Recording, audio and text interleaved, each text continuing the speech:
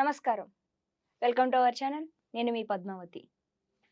July నెల 16వ తేదీ నుంచి 31వ తేదీ వరకు 12 రాసుల వారికి ఏ విధంగా ఉంటుంది అనేది మనం ఇప్పుడు గురువుగారు ప్రముఖ జ్యోతిష్యులు బ్రహ్మశ్రీ నందిబట్ల శ్రీహరి శర్మ గారు మనతో పాటే ఉన్నారు. ఆయనతో మాట్లాడి ఈ 12 రాసుల వారికి ఏ విధంగా ఉండబోతుంది అనేది మనం తెలుసుకునే ప్రయత్నం అయితే చేద్దాం. నమస్కారం గురువుగారు. గురువుగారు, ఈ నెల 16వ తేదీ నుంచి 31వ తేదీ వరకు ధనుష్య రాశి వారికి ఏ విధంగా ఉండబోతుంది, అలాగే ఏ పనులు చేయవచ్చు, ఏ కార్యక్రమాలు చేయకపోవడం వల్ల మంచి చేకూరుతుందో చెప్పగలరని కోరుకుంటున్నాను. ఈ యొక్క ధనుస్సు రాశి వారికి సంబంధించి ఈ నెల 16 నుంచి 31వ తారీఖు వరకు ఏ విధంగా ఉండబోతుందో తెలుసుకునే ముందు గ్రహ సంచారం ఏ విధంగా ఉందో తెలుసుకుందామమ్మా. దశమందు కేతువు, చతుర్థమందు రాహు, తృతీయమందు శని వక్రీకరించి ఉండడం, షష్టమందు కుజ గురువులు, అలాగే అష్టమ స్థానంలో రవి బుధ శుక్రులు.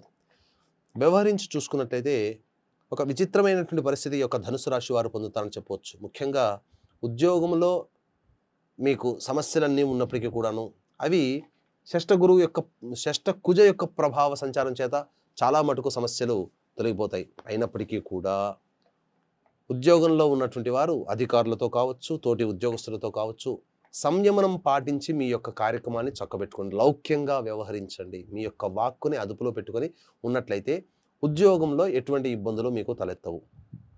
ఇక నూతన వ్యక్తుల యొక్క పరిచయ ప్రభావం మీకు భవిష్యత్తులో కొంత ఇబ్బందికరంగా మారే అవకాశం ఉంది. కాబట్టి మీకు పాత స్నేహితులతోనైనా కానీ, కొత్తగా వచ్చేటువంటి స్నేహితులతో కానీ మీరు కాస్త ఆచితూచి స్పందించండి. వారి యందు ఒక ఆలోచన పెట్టుకోండి.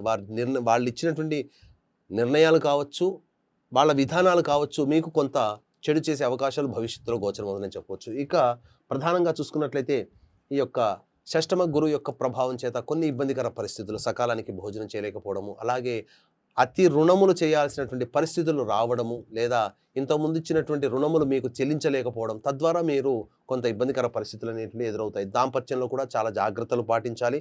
అలాగే జీవిత భాగస్వామితో కానీ, వ్యాపార భాగస్వామితో కానీ ఎక్కువగా వాగ్వివాదాలు పెట్టుకోకండి. మీకు మంచి జరిగే అవకాశాలు ఉండవు. కాబట్టి జాగ్రత్తలు పాటించండి. ఇక మీరు చేస్తున్నటువంటి యొక్క ప్రతి పనిలో కూడాను ఒకటికి రెండు మూడు సార్లు మీరు పరిశీలించి చూసుకుంటే తప్ప మీకు పాజిటివ్ నిర్ణయాలు అనేటువంటి రావు. అయితే ముఖ్యంగా ఈ యొక్క సంబంధించినటువంటి ధనుసు రాశిలో జన్మించినటువంటి విద్యార్థులు మీరు ఒకటికి 2 సార్లు ఎక్కువగా ప్రయత్నం చేస్తే తప్ప మీరు అనుకున్నటువంటి రంగంలో సీటు సంపాదించుకోలేరు.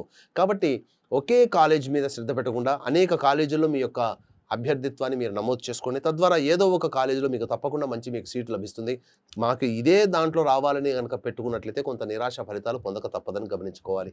ఇంకా వ్యాపార రంగంలో ఉన్నటువంటి వారు వ్యాపార విస్తరణకు సంబంధించినటువంటి ఆలోచనలు చేయవచ్చు, కానీ అమలులోకి మీరు డబ్బు రూపంలో దాన్ని అమల్లోకి పెట్టకూడదు. ఎందుకంటే ఈ సమయం 16 నుంచి 31వ తారీఖు వరకు అనుకూలంగా లేని కారణం చేత మీకు కొన్ని ఇబ్బందికర పరిస్థితులు భవిష్యత్తులో వాటి వల్ల మీరు కొన్ని నిర్ణయాలు తప్పు తీసుకునే అవకాశాలు ఎక్కువగా ఉన్నాయని చెప్పవచ్చు. కాబట్టి జాగ్రత్తలు పాటించండి. తర్వాత ఏ మనిషికైనప్పటికీ కూడా దైవానుగ్రహం ఉంటేనే అన్ని రకాల సమస్యల్ని పరిష్కరించుకోగలుగుతారు. కాబట్టి ఈ దైవానుగ్రహం కోసం పాటుపడండి. అలాగే ముఖ్యంగా ప్రతి మనిషికి కూడా 70% వరకు ధనంతోనే సమస్యలు వస్తాయి, ధనంతోనే సమస్యలు తీరుతాయి. కాబట్టి ఈ యొక్క సమస్యలు అన్నప్పుడు ఈ 16 నుంచి 31వ తారీఖు వరకు ఏ విధమైనటువంటి మీకు ధనప్రాప్తి కలుగుతుంది, ఏ రోజుల్లో ఏ విధంగా ఎప్పుడు ఖర్చులు ఉంటాయనే విషయాన్ని కూలంకషంగా క్లుప్తంగా తెలియజేసుకుందాం.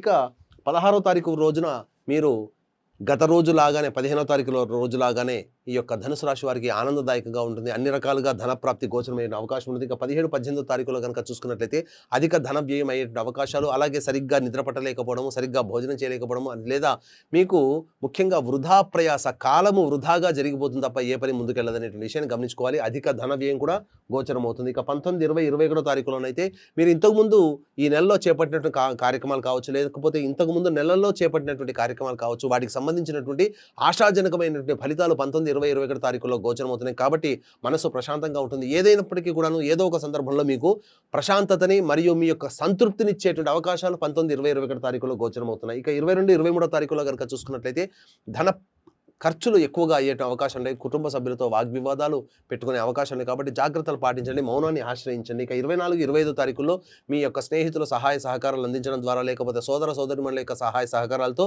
మీకున్నటువంటి సమస్య నుంచి గట్టెక్కించే మార్గాలు మీకు గోచరమవుతాయి, లేదా ధనప్రాప్తి కూడా మీకు కలుగుతుందని చెప్పవచ్చు.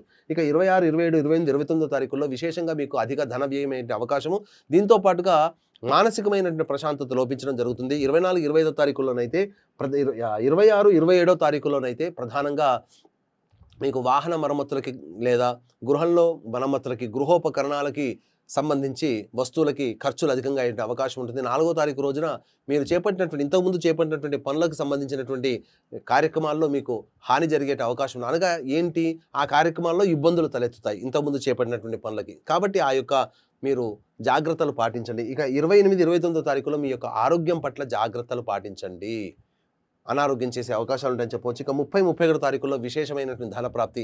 ఎన్ని సమస్యలు ఉన్నప్పటికీ కూడాను ముఖ్యంగా గమనించుకుంటే 19, 20, 21వ తారీఖుల్లో ఎంత సంతోషంగా ఉన్నారో అంతకు రెట్టించినటువంటి ధన ప్రాప్తితో సంతోషంగా 30, 31వ తారీఖుల్లో ఈ మాసాంతంలో మీరు ఆనందదాయకంగా ఉంటారని చెప్పొచ్చు. కాబట్టి ఈ యొక్క ధనుసు రాశి వారికి శుభ అశుభ మిశ్రమ ఫలితాలు కలుగుతాయి. కాబట్టి జాగ్రత్తలు పాటించండి. అయితే ఎంతటి వాడికైనప్పటికీ కూడాను దైవానుగ్రహం ఉంటేనే అన్ని రకాల సమస్యలు తీరుతాయి. కాబట్టి దైవానుగ్రహం అందరికీ అందించాలనేటువంటి సదుద్దేశంతో ఈ నెల 21వ తారీఖు రోజున గురు పౌర్ణమి సందర్భంగా శ్రీకాళహస్తి క్షేత్రంలో రాహుకేతు పూజ, అలాగే సంబంధించినటువంటి విద్యార్థుల కోసం దక్షిణామూర్తి సరస్వతి హోమాలు, మరియు వృషభ, మిథున, కర్కాటక, సింహ, తుల, వృశ్చిక, మకర, కుంభ, మీన రాశిలో జన్మించినటువంటి వారికి మరియు ధనుసు రాశి వారికి కూడా కర్మదోష నివారణ హోమాలు, అలాగే ముఖ్యంగా వివాహము, ఉద్యోగము, దాంపత్యము, అనారోగ్య సమస్యల నివారణకి 18 రకాల హోమాలు ఈ యొక్క 21వ తారీఖు రోజున గురు పౌర్ణమి సందర్భంగా జరిపించడం జరుగుతుంది. అవకాశం ఉన్న వాళ్ళు కార్యక్రమం కేవలం 1500 రూపాయల రుసుముతో ఈ యొక్క హోమాది కార్యక్రమాలు చేయించడం జరుగుతుంది. అవకాశం ఉన్న వాళ్ళు కార్యక్రమం తదనంతరం కాంటాక్ట్ చేసి పూర్తి వివరాలు తెలుసుకోవచ్చు.